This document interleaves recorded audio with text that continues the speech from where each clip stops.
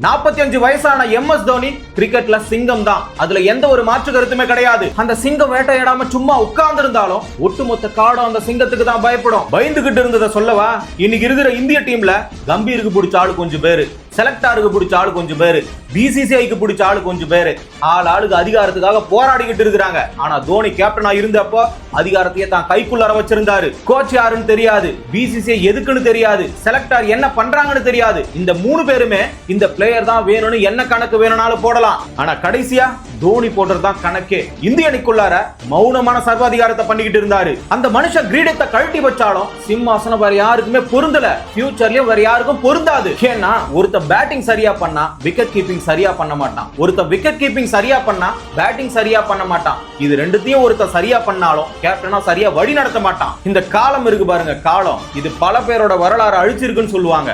ஆனா ஒரு சில பேரெல்லாம் அந்த காலத்தால தொட கூட முடியாது. அந்த மனுஷன் இன்னும் 20 வருஷம் கழிச்சு கிரவுண்ட் பக்கம் வந்தாலும் வயசானவங்கல இருந்து வாண்டுங்க வரைக்கும் தோனி தோனி தான் கத்திக்கிட்டு இருப்பாங்க. இங்க சத்தம் போட்டு சரித்திரம் படைச்சவன நிறைய பேர் சொல்லலாம், ஆனா சத்தம் போடாம சைலண்டா சரித்திரம் படைச்சது தோனி மட்டும்தான். கொஞ்சம் வருஷத்துக்கு முன்னாடி அந்த ஒத்த ஆளோட மூளையில தாண்டா மொத்த தேசத்தோட கிரிக்கெட் ரன் ஆகிட்டு இருந்தது. கிரிக்கெட்டுக்கு கடவுள் சச்சின்னா கொய்யால இந்திய கிரிக்கெட்டுக்கு காட்ஃபாதர் தோனி தான். இதுல ஏதாவது டவுட் இருந்தா நீங்க கமெண்ட்ல சொல்லுங்க.